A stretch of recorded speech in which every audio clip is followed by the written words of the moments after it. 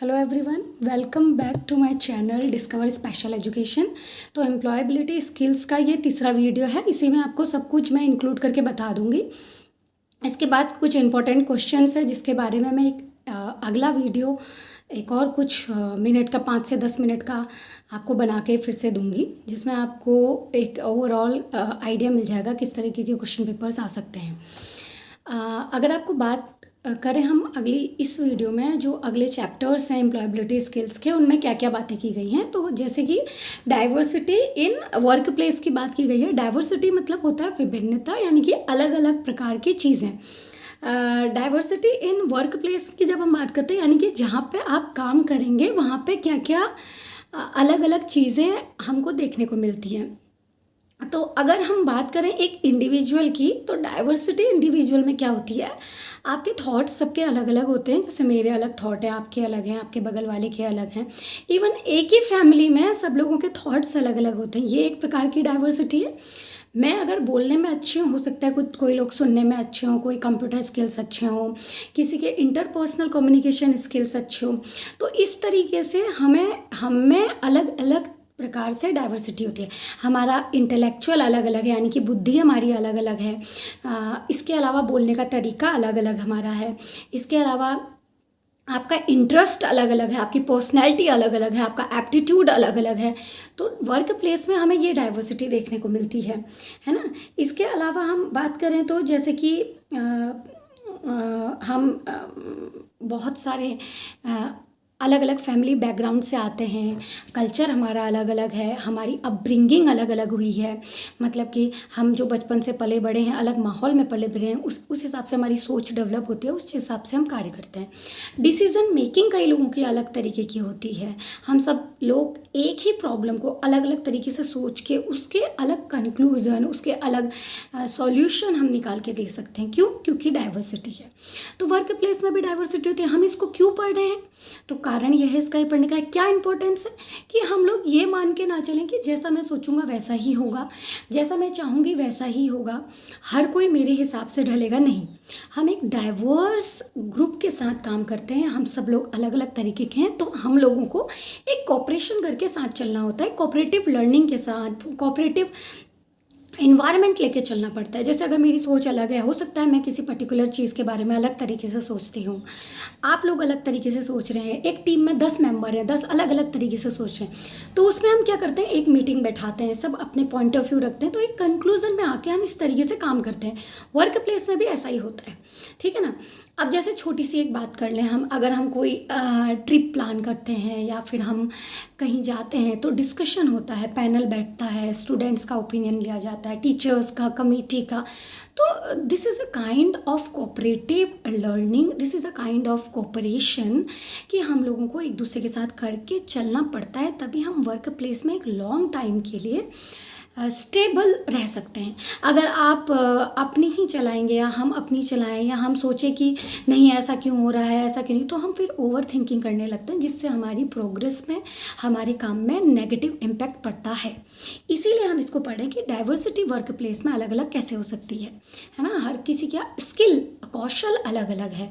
Basically इस chapter में हम कौशल की बात करते हैं, आपके स्किल्स अलग हैं। अब हमने स्किल्स भी पढ़े हैं, है ना। कंप्यूटर स्किल्स हैं, टेक्निकल स्किल्स हैं, पर्सनल स्किल्स हैं, है ना, एप्टीट्यूड है। ये सब हमारे स्किल्स होते हैं जो कि अलग अलग होते हैं। बट इन डाइवर्सिटी के साथ भी हम लोगों को साथ में काम करके, साथ में रह के आगे बढ़ना होता है, ठीक है।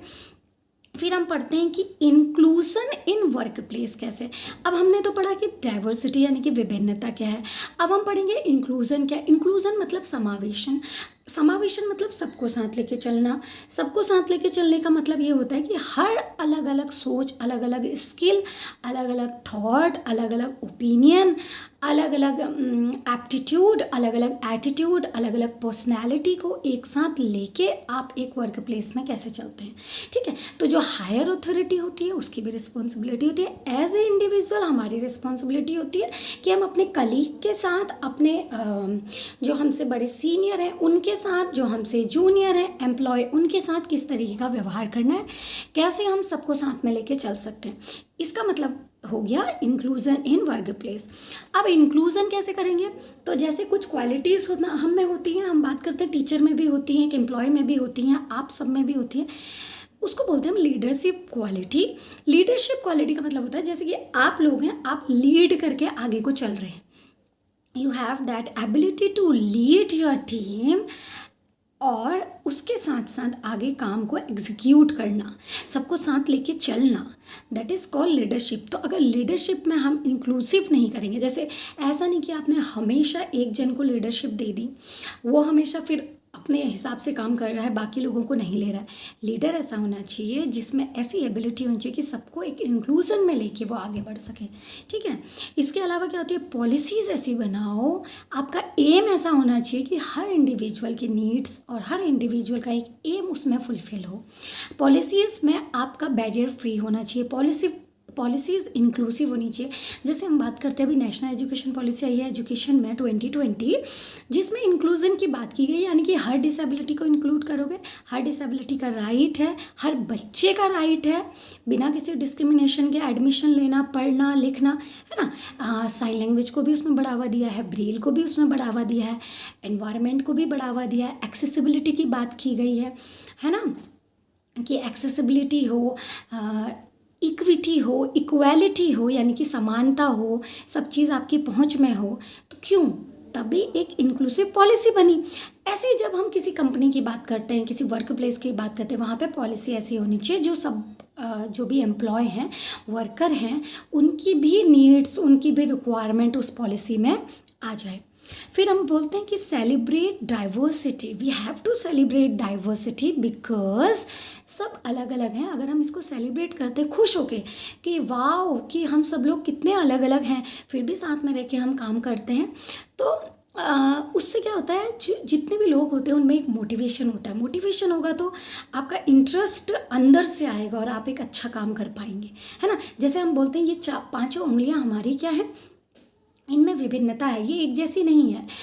आकार में भी कोई पतली है ना, कोई थोड़ी मोटी है, आप देखेंगे, लेकिन जब ये सब मिल जाती हैं, ये एक पूरा मुट्ठी जब बन जाती है, तो इसकी पावर जो होती है वो एक फिंगर की पावर नहीं हो सकती।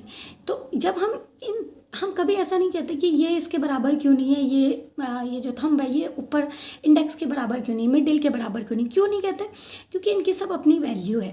तो जब ये मिल जाती हैं, यानी कि इनका इंक्लूजन कर दिया हमने एक साथ, है ना, तो एक पावर बन जाती है। तो वी हैव टू सेलिब्रेट कि हाँ हम सब लोग अलग अलग हैं, हमारे थॉट्स डिफरेंट हैं, क्योंकि जब डिफरेंट चीज़ें आती हैं तभी क्रिटिसिज्म होता है, क्रिटिसाइज हम तभी कर सकते हैं। अब जैसे माना एग्जाम्पल, मैंने बोला कि किसी भी एक चीज़ को लेके मैंने बोला ये चीज़ सही नहीं है, ठीक है, और आप लोगों ने भी सोचा, आपने बोला हाँ सही नहीं है, पर आपने अपना दिमाग नहीं लगाया, क्रिटिसाइज़ नहीं किया। उसमें से अगर कोई जन आता है, बोलता है कि नहीं हमें लगता है कि ये चीज़ सही नहीं है या ये चीज़ सही है, तो क्या होता है, क्रिटिसाइज जब होता है तो एनालाइज करते हैं हम चीज़ें, क्या सही है क्या गलत, तो एक सही कंक्लूज़न निकल के आता है, बेस्ट कंक्लूज़न निकल के आता है।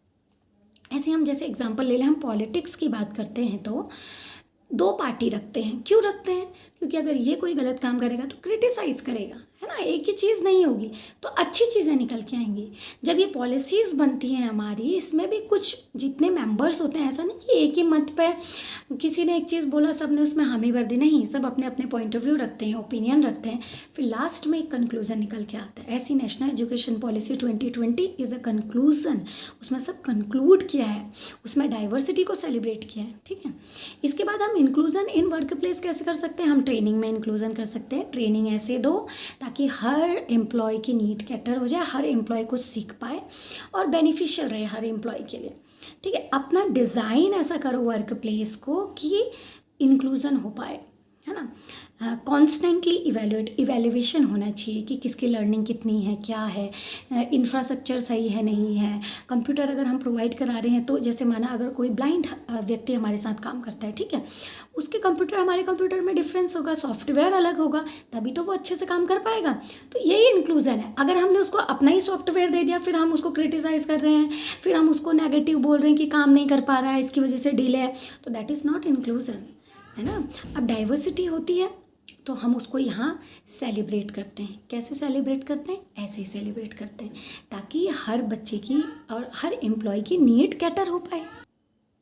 फिर एक मेजर स्किल्स की भी यहाँ पे बात की गई है, जो अगली यूनिट भी हो जाती है आपकी, जैसे इंट्रोडक्शन टू मनी मैनेजमेंट। अब money management is very important for everyone.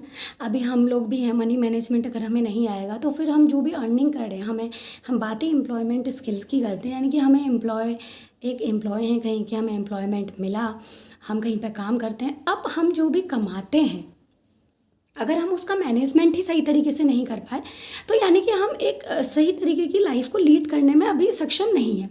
तो इसलिए कहते हैं कि जो मतलब मनी मैनेजमेंट है, ये बहुत इंपॉर्टेंट है। मनी मैनेजमेंट करना आना चाहिए, सबको आना चाहिए।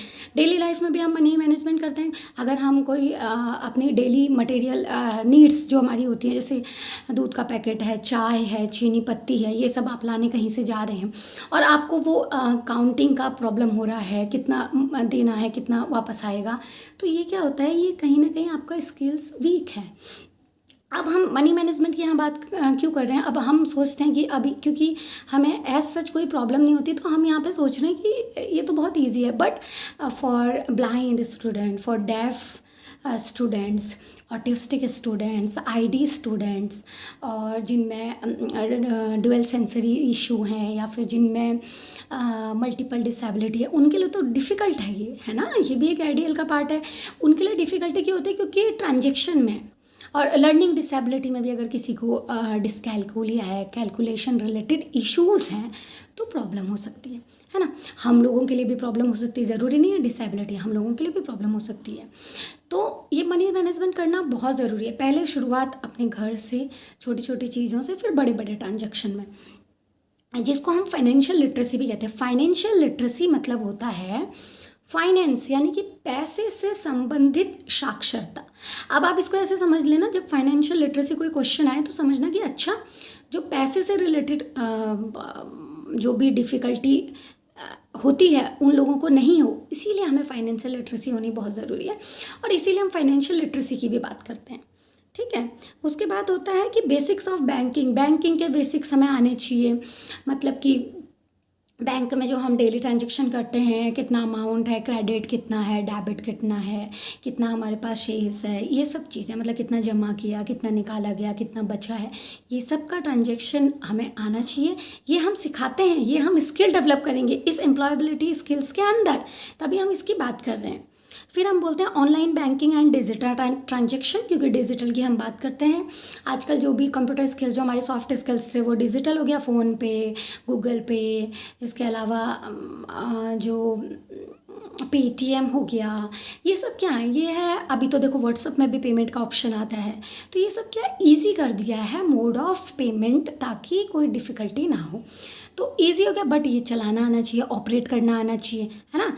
तो ये जो ऑनलाइन बैंकिंग का है, जो अभी हम जैसे देखते हैं बैंक ऑफ बड़ौदा का बॉब करके एक वर्ल्ड आपके पास ऐप आ जाता है, उसमें आप सारे ट्रांजेक्शन कर सकते हैं, देना लेना, कितना अमाउंट है, अब पासबुक चेक करना, अगर आपकी LIC है उसका पेमेंट करना, ये सब हम कर सकते हैं। तो इसकी हमें अवेयरनेस होनी चाहिए, इसकी हमें लिटरेसी होनी चाहिए, तभी हम कर पाएंगे। फिर ऑनलाइन ट्रांजेक्शन में वही आ गया, गूगल पे, फ़ोन पे, पेटीएम, या आप अपने एग्जाम्पल में, अपने क्वेश्चन में ज़रूर लिखना। फिर आता है ऑनलाइन पेमेंट, जिनकी हमने बात कर ली है। सेविंग्स करना, अभी हम म्यूचुअल फंड की बात करते हैं, उसकी भी लिटरेसी तभी होगी जब डिजिटल लिटरेसी आपको आएगी। फिर आप वहाँ पैसा लगाते हैं, वो सब भी सीखना पड़ता है। तो ये सब इसीलिए इम्पॉर्टेंट है, इसीलिए हम कहते हैं फाइनेंशियल लिटरेसी हो, बेसिक ऑफ बैंकिंग हमको आता हो, और जो हमारे जो भी लीगल्स लिटरेसी होती है, क्या लीगल है, क्या सही है, क्या गलत है। अभी हम देखते हैं कि बहुत सारे फ्रॉड हो रहे हैं। क्यों हो रहे हैं? Due to lack of awareness about the digital literacy. Digital literacy इतनी नहीं पता, चीज़ों के बारे में नहीं पता, इसीलिए हमारा क्या होता है, कमी आ रही है। इसीलिए हमारे जो कई लोग फ्रॉड में फंस जा रहे हैं, है ना। और कई लोग इतना सोचते नहीं हैं, सोचते हैं कि नहीं, अगर हमने ऐसा कर लिया तो इतना ज़्यादा सफ़र नहीं करना पड़ेगा, और एट द एंड हम देखते हैं कि अकाउंट खाली हो गए लोगों के। क्यों? क्योंकि अवेयरनेस नहीं है, डिजिटल लिटरेसी नहीं है। फिर हम बात करते हैं introduction to world of work. एक वर्क का पूरी दुनिया में किस तरीके से एक वर्क चलता है, उसका हम बात करते हैं। तो इसमें है माई इंटरेस्ट एंड एबिलिटी। आप अपने इंटरेस्ट और अपनी एबिलिटी के अनुसार अपना काम चुनें। इंटरेस्ट और एबिलिटी के अनुसार अगर काम कर चुनेंगे तो आपके लिए भी बेहतर है, मेंटल हेल्थ के लिए भी बेहतर है, और सभी के लिए बेहतर है जो आपके आसपास है। एग्जाम्पल, जैसे मुझे टीचिंग में बहुत इंटरेस्ट है, आई एम पैशनेट, तो उससे क्या होता है, जो मैं चीज़ें पढ़ाती हूँ वो इंटरेस्ट के साथ पढ़ाती हूँ, खुश होके पढ़ाती हूँ, मोटिवेट हूँ, इंटरनली मोटिवेट हूँ, एक्सटर्नल मोटिवेशन की ज़रूरत नहीं है। तो मैं अपना बेस्ट दूंगी, 100% दूंगी। तो जो मेरे स्टूडेंट्स होंगे, मेरे कलीग्स होंगे, या जिन जो मुझसे कुछ चाहते हैं कि मैं उनको कुछ एक्सप्लेन करूं, तो वो भी खुश होंगे क्योंकि उनको भी समझ आएगा। अब इंटरेस्ट भी है मेरे अंदर, एबिलिटी भी है, मैं पैशनेट भी हूँ, तो काम अच्छे से हो जाएगा। इसी के अपोजिट अगर माना मेरा इंटरेस्ट नहीं होता, फिर भी मुझे पढ़ाना है, मजबूरी होती, तो मैं उतना 100% नहीं दे पाती और मैं टायर्ड भी हो जाती, है ना, कि 6 क्लास ली, 7 क्लास ली, टायर्ड हो गए। बट जब इंटरेस्ट होता है तो इतना हमें थकान महसूस नहीं होती है, क्योंकि हमारा दिमाग, ब्रेन, सब बॉडी उसमें एक्टिव रहता है और हम एंजॉय भी करते हैं, वो बर्डन नहीं लगता। तो आपका वर्क ऐसा होना चाहिए जिसको आप एंजॉय भी करें, बर्डन भी ना लगे, अर्निंग भी हो और स्मूथली आपकी लाइफ रन हो, आपके इन द सेंस सभी लोगों की। फिर हम बात करते हैं जॉब मार्केट रिसर्च। हमें ये भी पता होना चाहिए कि जॉब मार्केट क्या है। जैसे अभी हम job market research in the sense कि कौन कौन सी जॉब्स अवेलेबल हैं मेरे लिए, मेरी प्रोफाइल के लिए, तो उसकी नॉलेज होनी चाहिए। जैसे कि मैं अभी एग्जांपल आपको देती हूँ कि अगर मैं बात करूँ मेरे प्रोफेशन की, अगर स्पेशल एजुकेशन की बात करूं, अगर मुझे ये नहीं पता कि स्पेशल एडुकेटर अपना सेंटर ओपन कर सकते हैं, स्पेशल एडुकेटर क्लिनिक में काम कर सकते हैं, स्पेशल एडुकेटर होम ट्यूशन दे सकते हैं, स्पेशल एडुकेटर शैडो टीचर बन सकते हैं, स्पेशल एडुकेटर स्कूल में काम कर सकते हैं, स्पेशल एडुकेटर हॉस्पिटल्स में काम कर सकते हैं, special educator early intervention centre में काम कर सकते हैं। अगर मुझे इतनी नॉलेज नहीं है, अवेयरनेस नहीं है, मुझे सिर्फ ये पता है कि स्कूल में बच्चों को पढ़ाना है, तो मैंने इतनी जॉब अपॉर्चुनिटीज़ मिस कर दी, मैंने रिसर्च ही नहीं की। तो इसलिए रिसर्च करना बहुत ज़रूरी है। और आपकी क्या क्वालिटी है, स्पेशल एडुकेटर आईईपी स्पेशलिस्ट बन सकता है, इंडिविजुअलाइज्ड एजुकेशनल प्रोग्राम प्लान बनाने के लिए। फैमिली प्लान आप बना सकते हैं, आईएफएसपी जिसको बोलते हैं, इंडिविजुअलाइज्ड फैमिली सर्विस प्लान, है ना। तो इसके भी स्पेशलिस्ट होते हैं। तो ये कैसे पता होता है, जब हम जॉब रिसर्च करते हैं, जब हमें नॉलेज आता है, अच्छा हम ये काम कर सकते हैं, हमारे अंदर ये एबिलिटी है, मेरा ये इंटरेस्ट है और मैंने इतना सीखा। तो इस तरीके से हम क्या करते हैं, एक सही डायरेक्शन में जाते हैं। ठीक है। फिर हम बोलते हैं गोल सेटिंग। गोल सेटिंग मतलब मुझे क्या करना है, कैसा करना है, जैसे हम गोल सेट करते हैं, ये डिफ़िकल्ट कुछ है नहीं। फिर हम बोलते हैं customer service and relationship building. Customer service and relationship building का मतलब होता है किसी के संग भी हम रिलेशन तब बिल्ड कर पाते हैं जब हम अच्छे से बात करें, इंटरपर्सनल कम्युनिकेशन अच्छे हो, है ना, अंतर्वैयक्तिक कम्युनिकेशन, संचार जिसे बोलते हैं, यानी कि एक दूसरे से बात करने का जो संचार जो हम करते हैं, एक दूसरे से बात करने का जो तरीका होता है, वो अगर सही हो, आपको आता हो, आप अपनी बातें इजीली कम्युनिकेट करके सब तक पहुंचा पाते हो, उसी को हम बोलते हैं कि आपके कम्युनिकेशन अच्छे हैं तो आपका रिलेशन अच्छा बनेगा। आपकी जो रिलेशन बिल्डिंग होता है किसी के भी संग, वो अच्छे से हो पाएगी और आप किसी भी कस्टमर को अच्छे से सर्विस दे पाओगे। एग्जाम्पल, आप किसी कंपनी में काम करते हो, आपके पास कोई कस्टमर है, एक छोटा सा एग्जाम्पल, आप वोडाफोन सिम, आइडिया सिम की कंपनी में काम करते हो, एक सिम खरीदने एक कस्टमर आपके पास है, आप उसने 10 क्वेरीज़ की, आप इरिटेट हो गए और आपको इरिटेशन होगी तो आप फ्रस्ट्रेशन उस पर निकाल दी, तो वो क्या आपका सिम लेगा, वो क्या आपकी सर्विस लेगा, नहीं लेगा। आपने देखा होगा कई लोग एटीएम के लिए या फिर ऑनलाइन एक्सेसिबिलिटी के लिए बैंक से आपको बहुत सारे कॉल आते हैं, लोन्स के कॉल आते हैं, इंश्योरेंस के कॉल आते हैं, वो कितना पोलाइटली, कितना पेशेंसली आपसे बात करते हैं, कितनी स्वीटनेस के साथ आपसे बात करते हैं। क्यों? ताकि आपका एक रिलेशन बिल्ड हो, आपको ट्रस्ट आए और आप उनकी सर्विस अवेल कर पाएँ। इसी तरीके से हम बोलते हैं कि हमारा जो कम्युनिकेशन है वो बहुत अच्छा होना चाहिए और हमें बहुत अच्छे से आना चाहिए कम्युनिकेट करना with patience and soft spoken हमने बनना चाहिए कि हम अच्छे से प्यार से बात करें ताकि हम कस्टमर को अच्छी सर्विस प्रोवाइड करें और वो हमारी सर्विस ले भी। ठीक है, एक रिलेशनशिप बिल्ड हो। फिर हम बोलते हैं कि building of my resume, resume की बात करते हैं। जैसे हमें रिज्यूम बिल्ड करना आना चाहिए, है ना। रिज्यूमे मतलब होता है जिसमें आपकी पर्सनल डिटेल, आपके फादर का नाम, आपकी स्कूलिंग कहाँ से हुई है, कॉलेज कितना किया है, एकेडमिक कितना है, प्रोफेशनल कितना है, एक्सपीरियंस कितना है, एक्स्ट्रा आपने कितना काम किया है, क्या इंटरेस्ट है, ये सब मेंशन होता है। तो ये आपको बनाना आना चाहिए। एक अच्छा रेज्यूमे फर्स्ट इम्प्रेशन क्रिएट करता है जो आपको हायर करेगा उसके लिए, ठीक है। फिर आता है, हम बात करें इंटरव्यू के लिए आपको प्रिपेयर होना चाहिए। देखो, इंटरव्यू ऐसे होते हैं जो फेस टू फेस इंटरव्यू होते हैं, सिंगल इंटरव्यू होते हैं, मतलब 1-to-1 इंटरव्यू होते हैं, कई ग्रुप इंटरव्यू होते हैं। उसमें क्या होता है कि आप अगर इंटरव्यू में, उसमें आपकी बॉडी लैंग्वेज देखी जाती है, आपका बिहेवियर, आपका एटीट्यूड, एप्टीट्यूड, पर्सनैलिटी, आपकी नॉलेज, आपकी वे ऑफ टॉकिंग, आपकी प्रेजेंटनेस, कि आप कितना प्रेजेंट है, कितना प्रेजेंटेबल है, ये सब आपका इंटरव्यू में देखा जाता है। तो इंटरव्यू के लिए आपको प्रिपेयर करना होगा। That is also a skill to prepare yourself for interview. जैसे कि आपके वहाँ पे जैसे अब आप हैं, आप अगर जा रहे हैं किसी स्कूल में इंटरव्यू देने, स्कूल में टीचिंग के लिए, तो आपको वो सब चीज़ आपका देखेंगे, तो उसके लिए आपको प्रिपेयर होना बहुत ज़रूरी है। या किसी कंपनी में जा रहे हैं, उसके लिए भी आपको प्रिपेयर होना बहुत ज़रूरी है, क्योंकि एक इंटरव्यू के लिए प्रिपेयर होने के लिए आपके सारे स्किल्स चेक किए जाते हैं। तो वो स्किल्स डेवलप करने के साथ साथ आपको बैठना, खड़े कैसा होना है, कैसे ग्रीट करना है, ये सब आना चाहिए, ठीक है। फिर हम बात करते हैं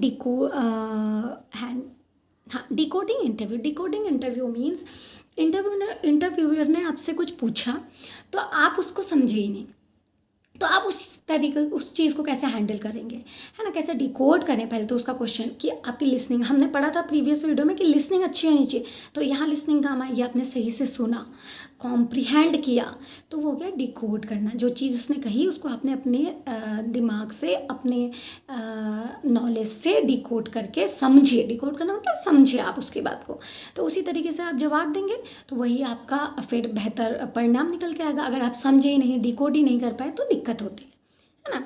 फिर हम बात करते हैं इंडस्ट्री विजिट एंड रिफ्लेक्शन। हमें जो है इंडस्ट्रियल विजिट भी कराना चाहिए, और वो कैसा है, क्या है, उसका रिफ्लेक्शन लिखवाना चाहिए, क्योंकि उससे क्या होता है, हमारे थॉट्स, हमारे ओपिनियंस निकल के आते हैं।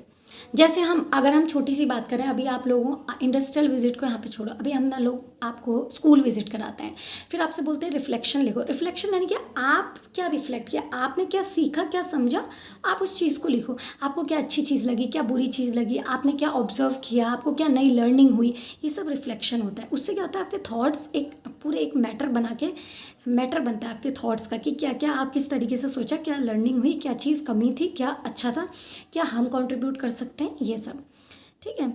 फिर आता है हम अगर बात करें प्लेटफॉर्म बेस्ड जॉब जो होती हैं, कि कैसी कैसी जॉब्स अवेलेबल हैं, क्या हैं, उन सब चीज़ों के बारे में हम बात करते हैं, है ना, कि क्या जॉब्स अवेलेबल होंगी, कैसी जॉब्स होंगी, क्या क्या प्लेटफॉर्म है, कहाँ से हम जॉब चेक कर सकते हैं। जैसे न्यूज़पेपर है, एम्प्लॉयबिलिटी एक एडवर्टाइजमेंट करके भी है, जिसमें सारी गवर्नमेंट, सेंट्रल गवर्नमेंट जॉब्स आती हैं, वो है। या आप कंसल्टेंसी के थ्रू अलर्ट हैं, मतलब अवेयर हैं, तो आप कंसल्टेंसी में आपने दिया है, ताकि आपको एक प्रॉपर नॉलेज मिल पाए। ये आपका पूरा ओवरऑल हो चुका है। और इसके अलावा इसमें आपके जो भी क्वेश्चंस पूछे जाएंगे वो इसी मैटर से रिलेटेड आएंगे, आप अच्छे से पढ़ लेना। जैसे एम्प्लॉयबिलिटी स्किल्स क्या है, टेक्निकल स्किल्स क्या हैं, सॉफ्ट स्किल्स क्या हैं, लिसनिंग की क्या इंपॉर्टेंस है, लिसनिंग क्यों ज़रूरी है, राइटिंग स्किल्स क्या है, फाइनेंशियल लिटरेसी क्या है, ये क्वेश्चंस हैं, ठीक है। इसके अलावा हम और क्वेश्चंस देख सकते हैं, जैसे कि अभी हमने पढ़ा इंटरव्यू की क्या वैल्यू है, इंटरव्यू किस तरीके का होता है ना, इंटरव्यू के लिए कैसे प्रिपेयर हो सकते हैं, क्यों ज़रूरी है, वर्क प्लेस में डाइवर्सिटी का क्या इंपॉर्टेंस है, क्या रोल है, वर्क प्लेस में डाइवर्सिटी अगर हो तो आप डील कैसे करेंगे, आप खुद डील कैसे करेंगे। ये सब चीज़ें जो हैं वो आपके इंटरव्यू से रिलेटेड इस तरीके के क्वेश्चंस आ सकते हैं, है ना। इसके अलावा और क्या क्वेश्चंस आएंगे, इंटरेस्ट बेस्ड लर्निंग क्या होती है, फाइनेंशियल लिटरेसी क्या है, डिजिटल लिटरेसी क्या है, ऑनलाइन पेमेंट मोड ऑप्शंस क्या क्या हैं, ये सब आपके क्वेश्चन आएंगे, इससे बाहर कुछ नहीं आएगा। Thank you so much for watching. जो भी आपके डाउट्स हैं उसको कमेंट में लिख दो। इसके अलावा मैं नेक्स्ट वीडियो में कुछ और इम्पोर्टेंट क्वेश्चंस के साथ आपको पूरा एक PDF शेयर करूँगी, जिसमें आपको पूरी नॉलेज मिल जाएगी regarding the paper. Thank you so much.